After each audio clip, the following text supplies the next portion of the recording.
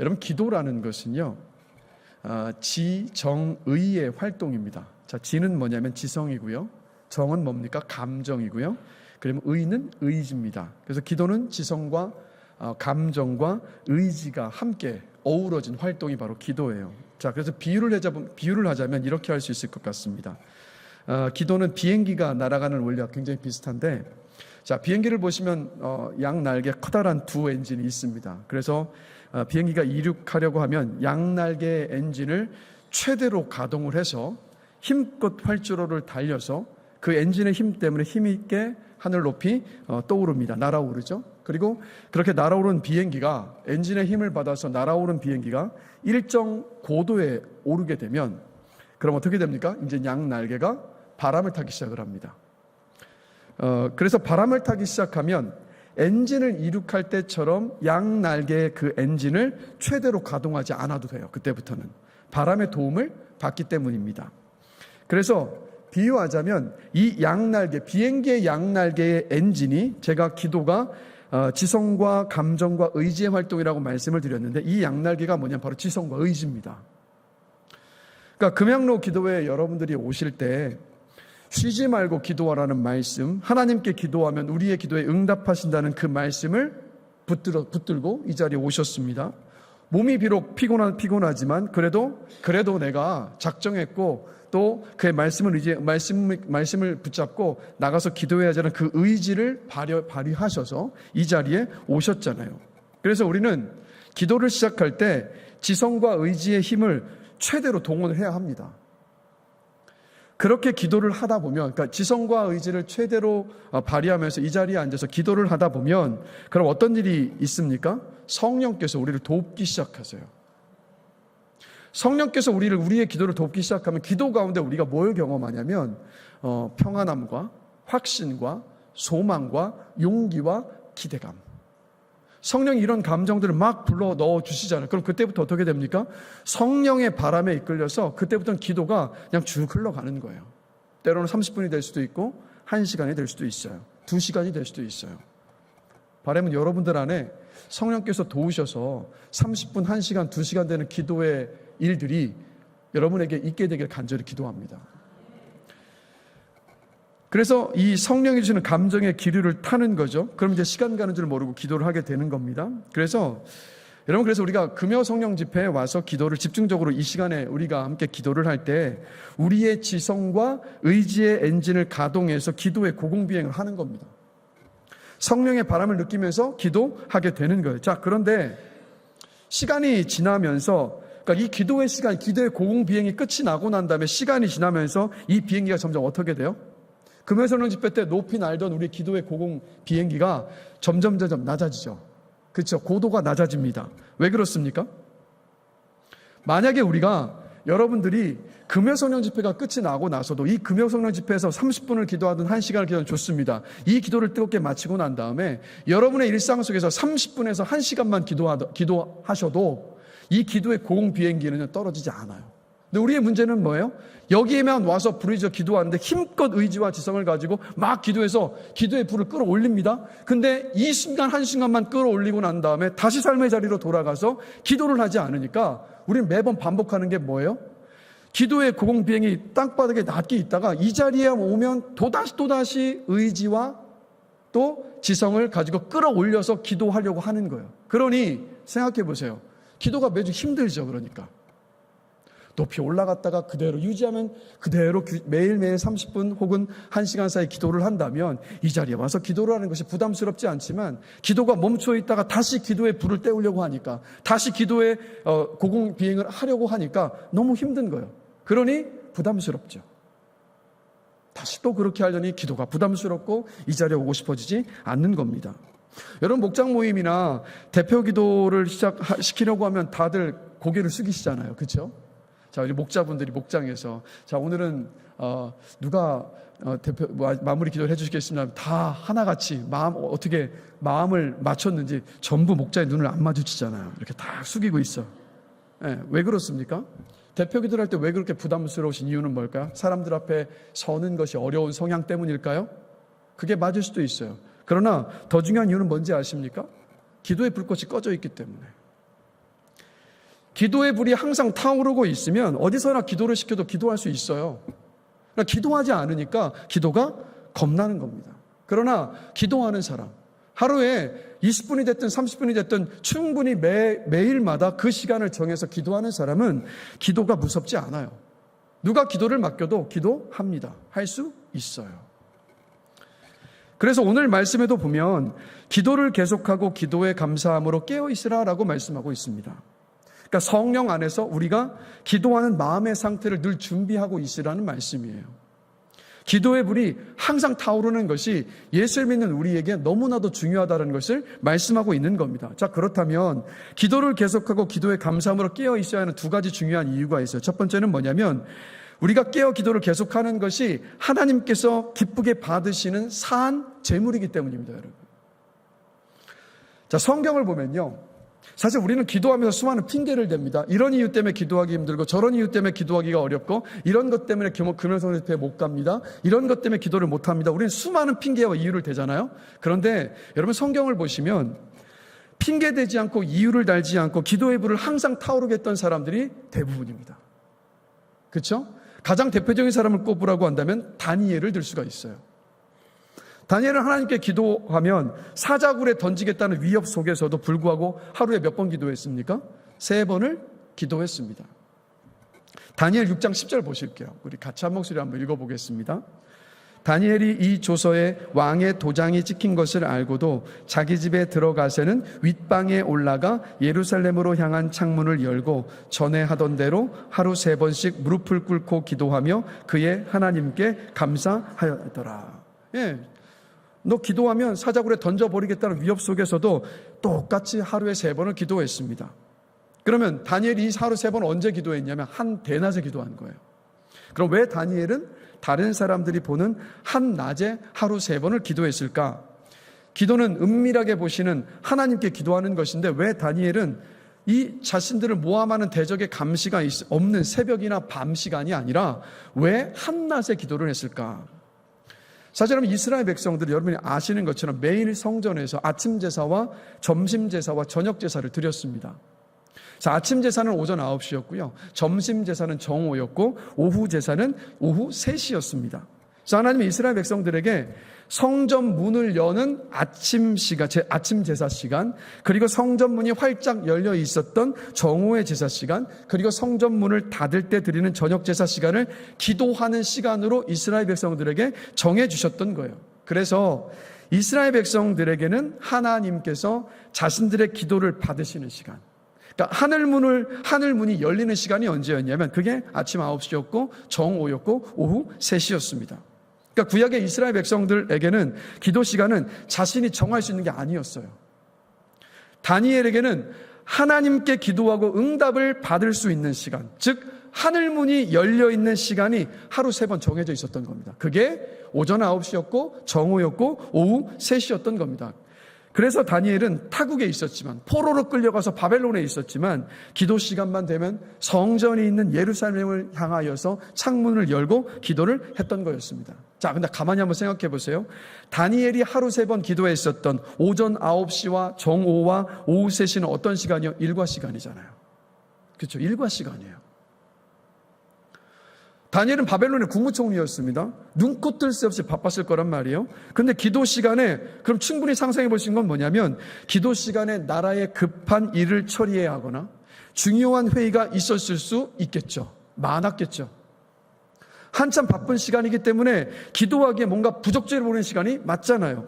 또 다니엘이 기도하면 사자굴에 던져지는 것까지도 각오했던 것을 보면 다니엘이 기도하는 그 시간을, 즉 오전 9시와 정오와 오후 3시의 기도 시간을 지키기 위해서 많은 희생과 손해를 분명히 감수했을 것이라는 걸 짐작해 볼 수 있어요.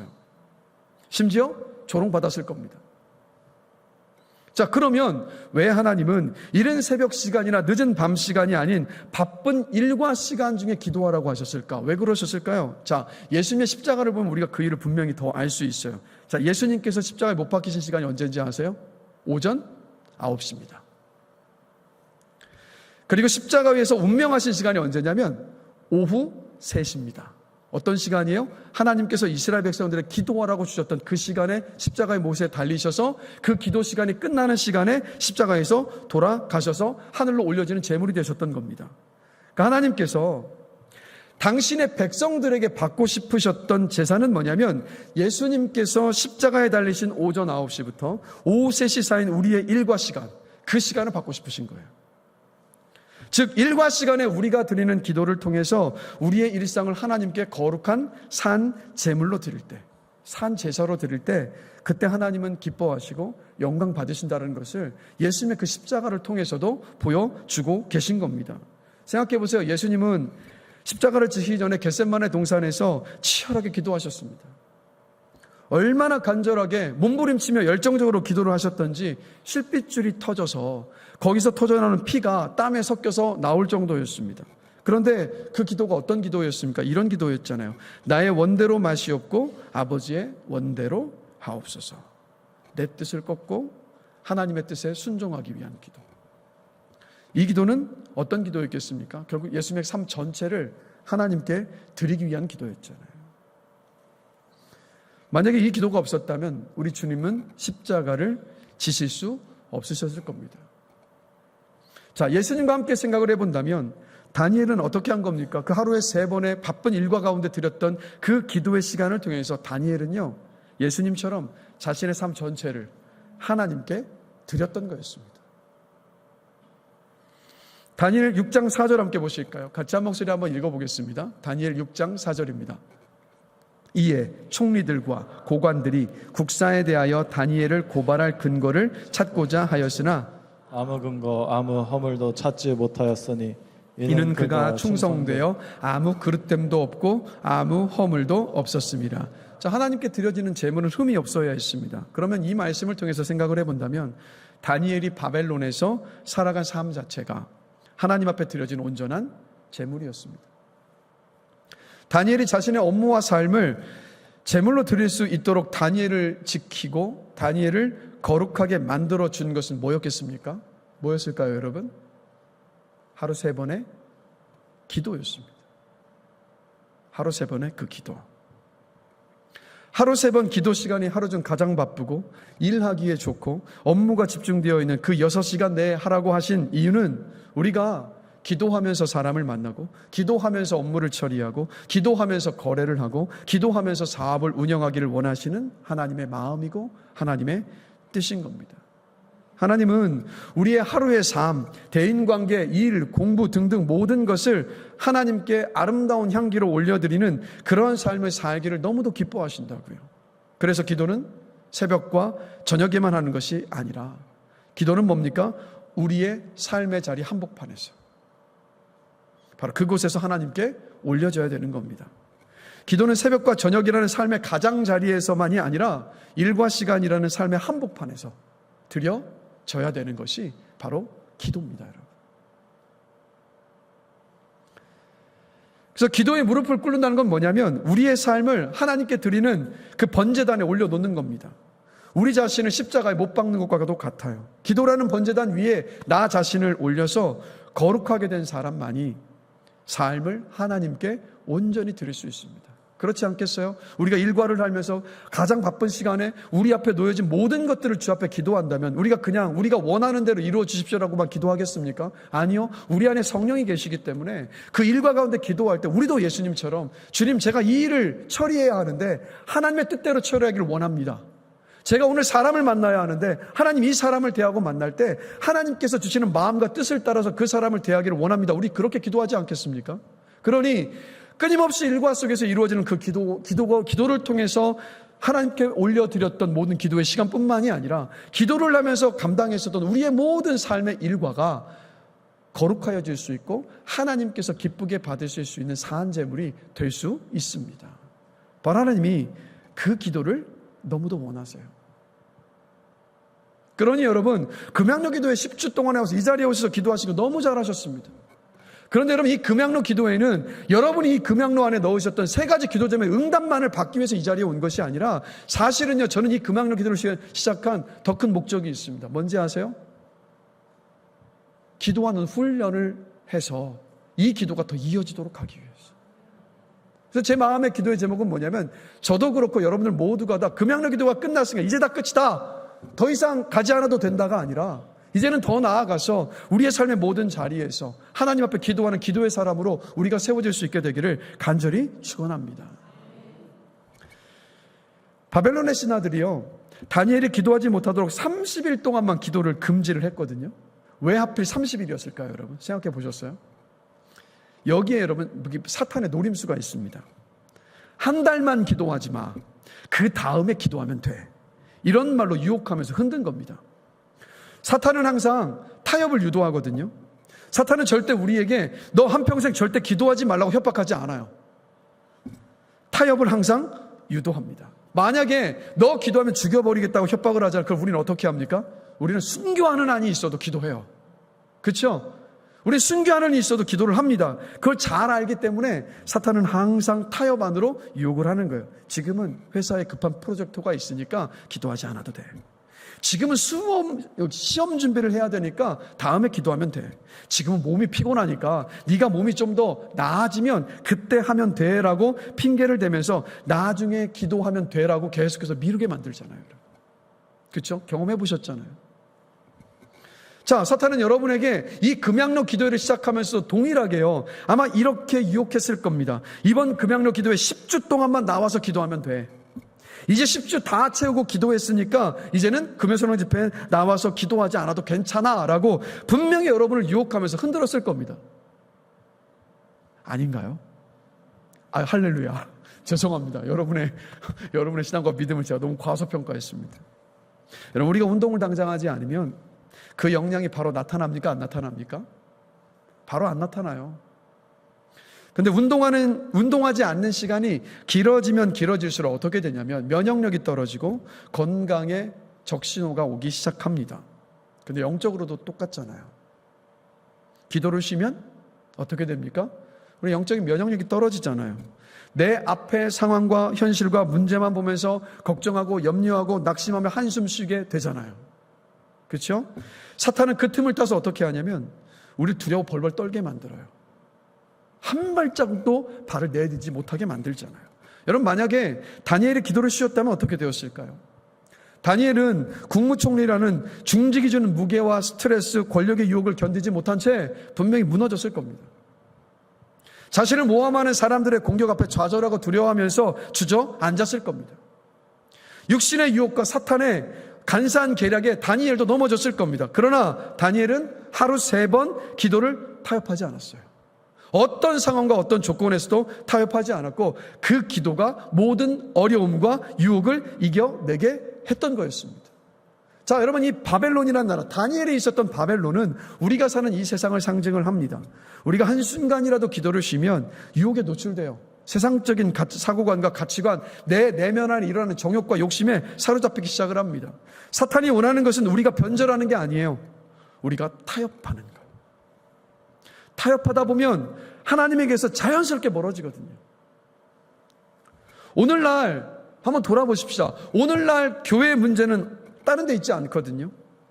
바로 뭐에 있냐면 기도하는 시간을 타협하는 데 있는 거잖아요, 여러분. 사실 한번 돌아보십시다. 초대교회, 사도행전에 나와 있는 초대교회가 그 어마어마한 부흥의 역사가 일어났던 궁극적인 이유가 뭐라고 생각하세요? 성령의 역사였습니다. 성령의 역사가 어떻게 일어났습니까? 그들이 모여 성령이 임하기를 기도했단 말이에요. 그래서 초대교회 성도들은요, 그냥 모든 것을 맡기며 기도했었던 기도의 사람들입니다. 기도가 있었기 때문에 그들에게 놀라운 역사가 있었던 거였어요. 그렇기 때문에 이 시대에 이런 이유 때문에 저런 이유 때문에 부흥이 일어나지 않는다, 교회의 성도들이 모이지 않는다, 이런 이야기를 많이 하지만 사실 궁극적인 이유는 거기에 있지 않습니다. 만약 우리의 기도가 살아있다면 동일하게 성령님은 일하시거든요. 그러니 오늘날 우리의 문제는 뭐냐면 바로 기도를 소홀히 하자, 세속화와 안일함이 우리 안에 들어왔다라는 것. 그게 교회가 힘을 잃어가는 가장 큰 이유입니다. 그러니 저를 위시한 우리 교육자로부터 이 자리에 계신 우리 장로님들, 안수 집사님들, 권사님들, 또 집사님들, 기도를 멈추지 마십시오. 금양로 기도회가 계기가 되어서 기도를 시작하셨다면 10번의 십주가 끝났으니까 이제 끝이다가 아니라 그래 지금까지 내가 하지 않았던 이 금요성령 집회를 와서 기도를 했기에 이 기도의 습관을 지금부터 계속해서 이어가자. 내가 기도의 사람이 될 수 있는 기회다. 이런 훈련을 거쳐왔으니까 더 기도하는 자리로 가서 더 하나님과 가까워지자. 이 마음의 결단을 하시면서 정말 다니엘과 같이 기도의 사람들이 되시길 주님의 이름으로 간절히 축원합니다. 어떤 분들은 기도의 양보다 기도의 질이 중요하다고 이야기를 해요. 짧아도 믿음으로 하는 기도가 중요하다고 말합니다. 네, 맞는 말이에요. 그런데 한 가지 간과하는 것이 있습니다. 기도의 질만큼이나 기도의 양도 어마어마하게 중요하다는 사실을. 왠지 아십니까? 오래 기도하는 사람, 기도를 계속하는 사람, 기도를 멈추지 않는 사람의 기도 속에 하나님은 일하시기 때문입니다. 이걸 간과해요. 그럼 다니엘은 하루 3번 하늘문이 열릴 때를 맞추어서 기도해야만 했습니다. 제한된 기회를 사용해서 자신의 신앙을, 영성을, 삶을 지켰습니다. 근데 우리는 어때요, 여러분? 우리는 어떻습니까? 여러분, 우리는 예수님의 십자가로 말미암아서 언제든 기도할 수 있습니다. 언제든 기도할 수 있다고요, 여러분. 얼마나 놀라운 선물이고 특권입니까? 아멘이십니까, 여러분? 기도가 여러분의 특권이시면 특권이자 권리라고요, 여러분. 자꾸 의무라고 이야기하니까 기도가 너무 부담스럽고 싫은데 사고방식을 바꿔보세요. 기도는 특권입니다. 구원받은 저와 여러분에게 주신 특권이고 하나님은 자녀의 기도만 들으신다고요. 기도는 특권이에요. 기도는 특권이라고요. 그러니 천국 가서 여러분들이 다니엘을 만나시잖아요. 그럼 다니엘이 여러분 보고 정말 부러워할 겁니다. 이렇게 말할 거예요. 나는 하루 3번 하늘문이 열려 있을 때를 맞춰서 기도해야 했었는데 당신들은 언제 어디서든 기도하면 하나님께서 들어주셨군요. 전 너무 부럽습니다. 제가 만약 그렇게 기도의 문이 더 활짝 열려 있었다면 그 포로로 잡혀 있었던 그 시간 가운데 전 더 하나님의 놀라우신 은혜와 그 능력을 맛보았을 텐데요 라고 다니엘이 여러분들 부러워하실 거라고. 우리를 부러워할 겁니다. 여러분, 그러니 특권이잖아요. 특권이잖아요. 언제 어디서든 어떤 상황 속에서는 기도할 수 있잖아요. 그러니 우리 언제 어떤 자리에서든 우리 기도하십시다. 기도의 사람들이 되기를 소원하시고 결단하십시다. 기도를 계속하라는 것은 일상에서 내가 맞는 상황마다 기도하라는 겁니다. 주님, 저 이 일을 감당할 수가 없습니다. 저를 도와주세요. 주님, 이 상황 가운데 제가 너무 두려운데 저는 주님이 계신 줄을 믿습니다. 담대함을 주세요. 주님, 제 인생의 주인은 제가 아니라 주님이십니다. 그래서 이 문제를 앞두고도 제가 주의 뜻을 묻습니다. 주님께서 가르쳐 주시면, 열어주시면 그 길로 순종하며 가겠습니다. 주님, 용기와 담대함을 주셔서 제가 있는 삶의 모든 자리에서 하나님의 자녀답게 살게 하여 주시옵소서라고 우리 순간순간마다 하나님께 기도하는 것이 바로 기도로 계속하는 것입니다. 또 이렇게 표현할 수 있겠죠. 일을 하기 전에 사전기도, 일을 하면서 하는 사중기도, 그리고 일을 마치고 나서도 감사로 영광 돌리는 사후기도. 여러분, 우리 사전기도, 사중기도, 사후기도 할 수 있는 우리 모두가 되기를 간절히 축원합니다. 우리가 깨어 계속 기도하기를 항상 힘쓰는 가운데 하나님께 우리의 시선이 집중이 되고 하나님을 의지하게 되기를 바랍니다. 기도로 하나님의 도움과 능력을 얻어서 인생의 문제와 상황 앞에 벌벌 떨거나 낙심하고 좌절하는 것이 아니라 그 모든 문제와 상황을 뛰어넘을 수 있는 우리 모두가 되기를 간절히 기도합니다. 또 영적인 싸움 속에서 승리하게 되기를 바랍니다. 사탄의 유혹 앞에 무너지지 않고 이겨낼 수 있는 우리 모두가 되기를 간절히 기도합니다. 깨어 기도하기를 계속 항상 힘쓰셔서 내 삶 전체가 하나님께서 기쁘게 받으시는 사한 제물이 되는 여러분의 복되고 아름다운 삶이 되시기를 주님의 이름으로 간절히 축원합니다.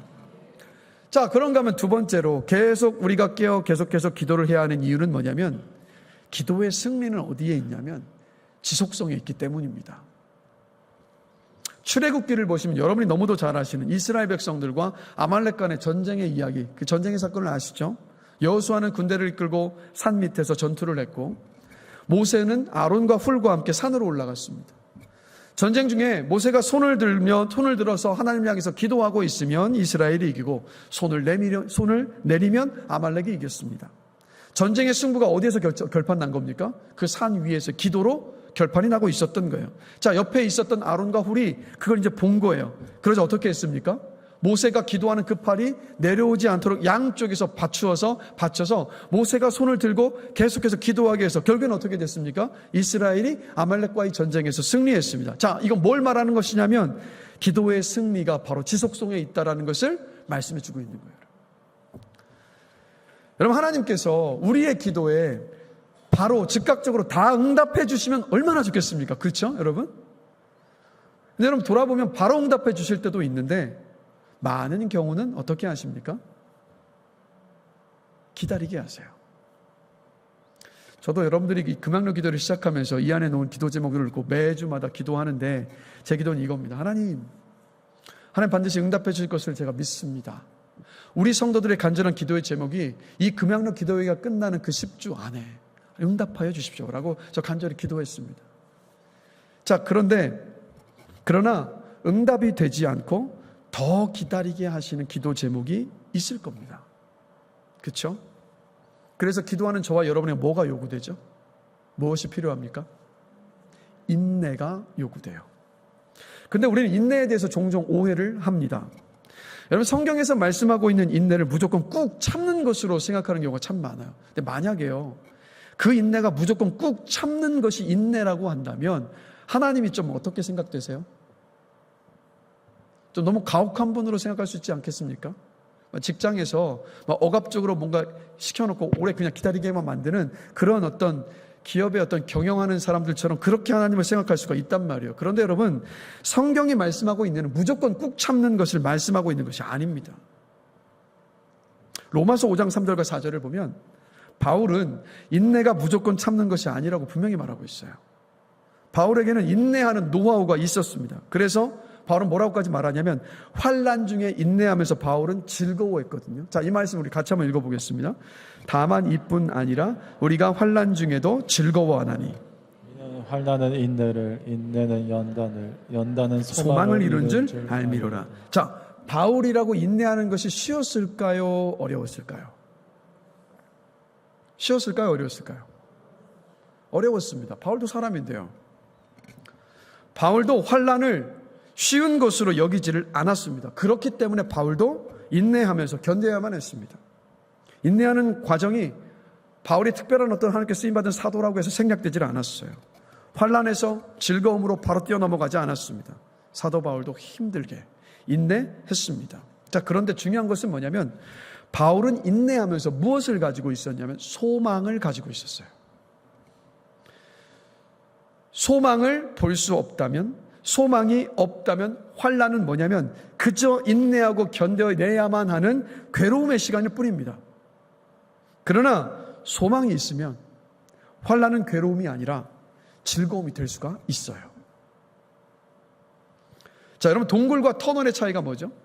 자, 동굴은 뭐냐면 끝을 알 수 없고 출구를 알 수 없는 미로와 같은 것이 동굴입니다. 한번 들어가면 출구가 어딘지 알 수 없고 끝을 알 수가 없어요. 자, 그러나 여러분이 고속도로에 자동차를 타고 수많은 터널을 지나보셨겠지만 터널은 뭡니까? 비록 저 멀리 보이는 작은 빛이라 할지라도 계속 앞으로 나아가면 어떻게 돼요? 언젠가는 출구를 만납니다. 언젠가는 출구를 만나요. 비록 멀리 보여서 작은 빛처럼 하나 보인다 할지라도 그 출구에 작은 빛을 보는 것이 바로 뭐냐면 그게 소망입니다. 그래서 믿음의 사람들에게, 기도하는 사람들에게 인내는 뭐냐면 동굴이 아닌 바로 터널 속에서 인내라는 것을 기억하십시오. 터널 속에서의 인내예요. 자, 그러면 성경이 말하는 소망이 뭘까? 소망은 아무런 근거가 없이 앞으로 상황이 좋아질 것이라는 막연한 바람이 아닙니다. 어려움에 처한 사람들 우리가 위로하면서 괜찮아, 앞으로 잘 될 거야, 걱정하지 마, 앞으로는 분명히 좋은 날이 올 거라는 식으로 그냥 무작정 미래를 기대하게 하는 것, 그게 성경이 말하는 소망이 아니에요, 여러분. 성경이 말하는 소망은 낙관적이고 긍정적인 사고방식이 아닙니다. 성경이 말하는 소망은 분명한 근거를 가지고 있어요. 성경이 말하는 소망은 분명히 일어날 일에 대하여서 기대하는 것이 바로 성경이 말씀하고 있는 소망입니다, 여러분. 자, 우리 야고보서 5장 7절 8절 말씀 함께 보겠습니다. 같이 한번 읽어보겠습니다. 그러므로 형제, 주께서 강림하시기까지 길이 참으라. 보라, 농부가 땅에서 나는 귀한 열매를 바라고 길이 참아 이른 비와 늦은 비를 기다리나니 너희도 길이 참고 마음을 굳건하게 하라. 주의 강림이 가까우니라. 자, 이 자리에 텃밭을 일구시는 우리 성도님들이 계실 텐데, 자, 조그만 씨앗을 땅에 심은 농부는 열매를 맺을 때까지 어떤 마음으로 기다립니까? 과연 열매를 맺을까? 의심하는 마음으로 기다립니까? 자, 여기 텃밭을 가꾸시는 우리 이제 분들 계실 텐데, 이게 정말 열매를 맺을까 의심하는 마음으로 기다리십니까? 아니면 그 싹이 틔어져서 줄기가 자라고 열매를 거두게 될 것을 기대하면서 기다리십니까? 당연히 열매를 맺을 것을 기대하며 기다리잖아요. 그러니까 지금은 심겨진 씨앗이 품고 있는 열매가 보이질 않습니다. 그러나 농부는 씨앗이 결국에는 자라서 열매를 맺을 것을 분명히 알고 기대합니다. 그래서 열매가 맺힐 때까지의 그 기다림을 괴로워하지 않아요. 식물을 기르는 동안 쏟아야 할 그 수고를 기꺼이 감수하고, 잡초를 뽑고 물을 주고 이렇게 다듬는 일들을 기꺼이 감수하죠. 왜요? 씨앗은 분명히 열매를 맺을 것이기 때문입니다. 자, 금양로 기도의 10주간 여러분이 3가지의 기도 제목을 내고 기도했는데, 응답이 더디될 때, 오랜 시간 기도해 왔는데 응답이 더디될 때가 무엇이 필요한 때입니까? 우리의 인내가 필요한 때입니다. 기도하는 족족 응답이 되면 인내는 필요 없습니다. 그러나 우리의 기도에 반드시 응답하시겠다고 약속하신 하나님은 하나님께서 보실 때 가장 좋은 때에 가장 좋은 것을 주시기 위해서 우리에게 인내를 요구하실 때가 많습니다.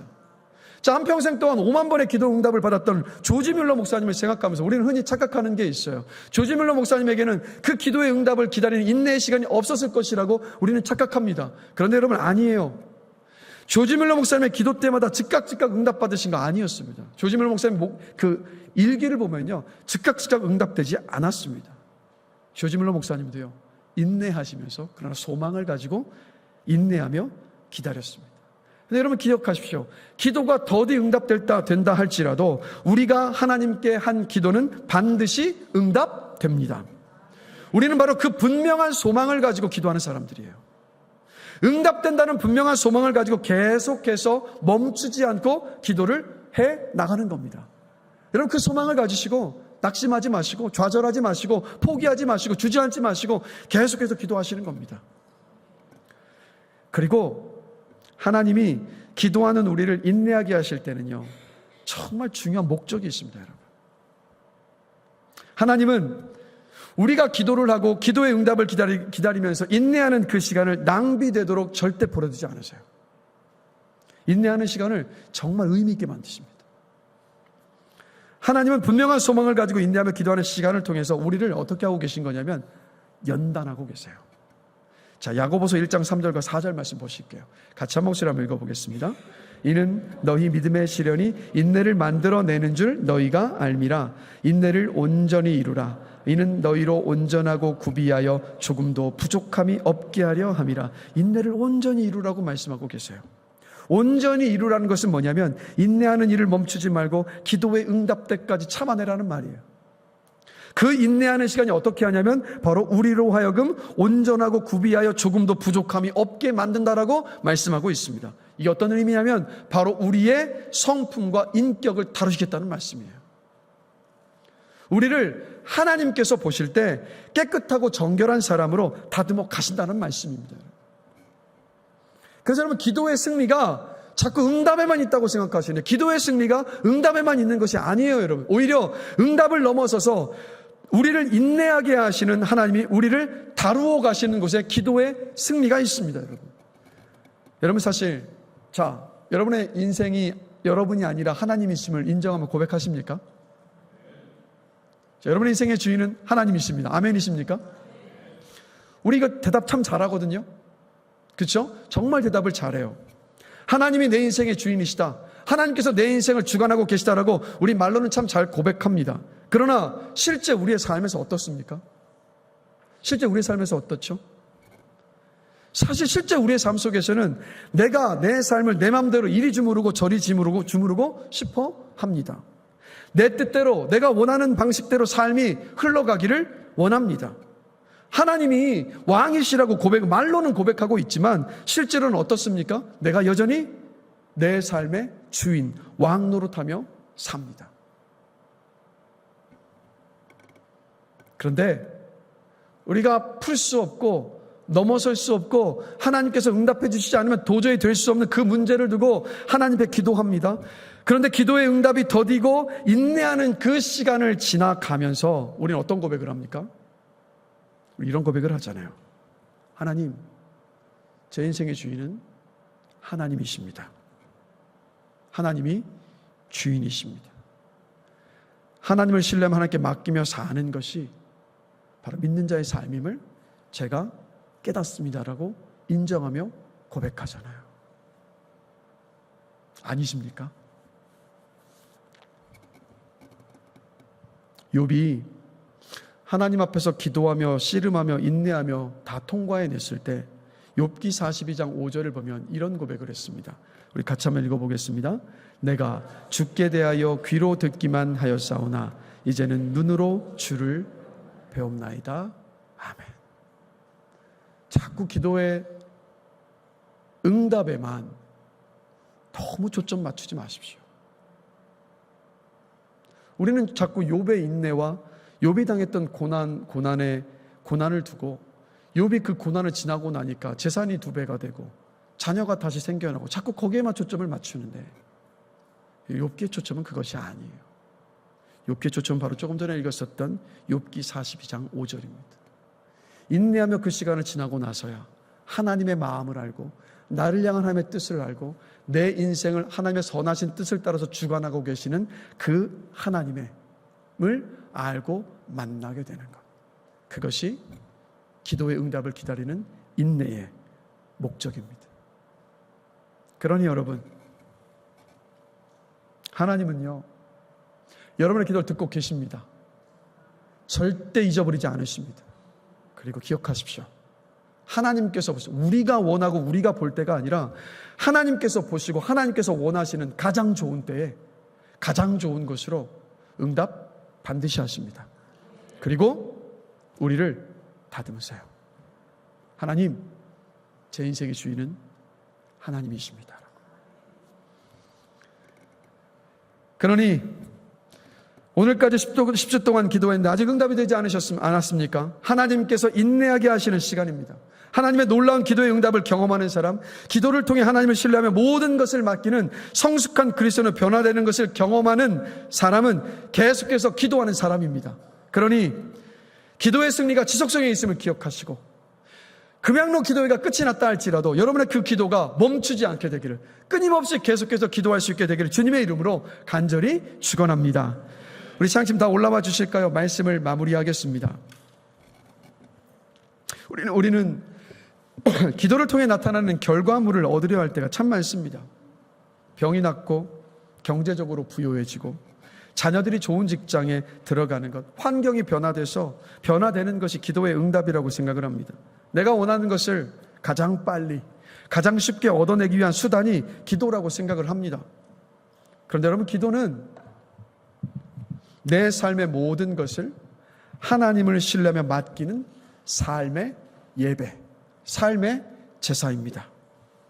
기도는 응답의 소망을 가지고 기도하며 인내하며 기다리면서 하나님께서 내 인생의 주인이시고 주관자시라는 것을 배워가며 인정하며 우리가 겸손해지고 성숙해지는 시간입니다. 그러니 여러분, 우리 기도를 멈추지 마십시다. 금양로 기도회가 끝났다고 해서 다 끝났다가 아니라 이렇게 기도를 시작했으니 오늘 본문의 말씀처럼 기도하기를 쉬지 않고 계속해서 기도해 나갈 수 있는 저와 여러분이 되기를 간절히 축원합니다. 우리가 기도의 사람이 되어서 하나님을 전적으로 신뢰해서 하나님이 정말 내 인생의 주관자임을 인정해서 하나님께서 우리를 보실 때 기뻐하실 만한 거룩하고 존귀한 하나님의 백성, 하나님의 자녀가 되는 우리 모두가 되기를 간절히 축원합니다.